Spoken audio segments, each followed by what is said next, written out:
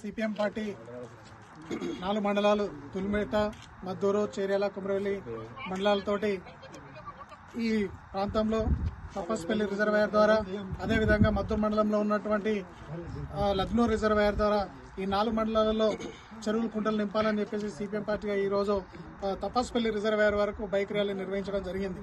ఎందుకంటే ఈ ప్రాంతంలో ఇప్పుడు జనవరి, ఫిబ్రవరి కంప్లీట్ అవుతా ఉన్నది, మార్చి వస్తూ ఉన్నది. ఎండలు ముదురుతున్నటువంటి క్రమంలో ఇప్పటికే తపస్పల్లి రిజర్వాయర్ నింపి ఈ చెరువు కుంటలు నింపాల్సినటువంటి పరిస్థితి ఉండేది.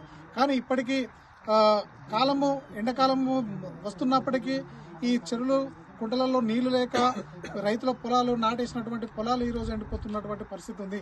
అందుకోసం ఈ ప్రాంతంలో ఉన్నటువంటి నాయకులు, అది అధికార పార్టీ నాయకులు కావచ్చు, ప్రతిపక్ష పార్టీ నాయకులు కావచ్చు, ఏదైనా కానీ జబ్బలు తెరుచుకొని నాయకులను జోకుడు తప్ప ఈరోజు రైతాంగాన్ని, ఈ ప్రాంతాన్ని పట్టించుకున్నటువంటి నాయకులు ఈరోజు కాంగ్రెస్ కానీ, ఈరోజు బీఆర్ఎస్ నాయకులు కానీ ఈరోజు పట్టించుకున్నటువంటి పాపన ఈ ప్రాంతంలో ఉన్నటువంటిది లేదు.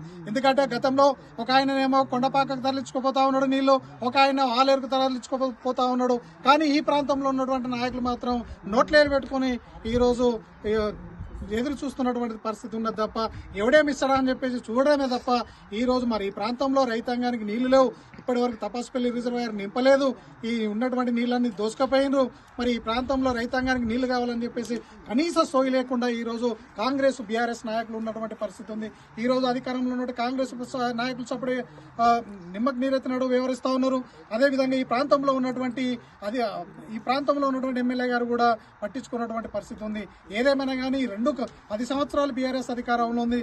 ఇప్పుడు అధికారంలో వచ్చినటువంటి కాంగ్రెస్ కూడా ఏమున్నా కానీ ఈ ప్రాంత రైతాంగాన్ని పట్టించుకున్నటువంటి పాపన పోతలేరు. అందుకోసం ఈ ప్రాంతంలో ఉన్నటువంటి రైతాంగం కాంగ్రెస్ కు వ్యతిరేకంగా, ఇక్కడ ఉన్నటువంటి బీఆర్ఎస్ కు వ్యతిరేకంగా రైతాంగం సిపిఎం ఆధ్వర్యంలో పెద్ద ఎత్తున ఏకం చేసి వాళ్ళందరినీ ఈ నీళ్లు సాధించేంత వరకు, చెరువు కుంటలు నింపేంత వరకు సిపిఎం పార్టీ పోరాటం ఆగదని చెప్పేసి ఈ సందర్భంగా హెచ్చరిస్తా ఉన్నాం.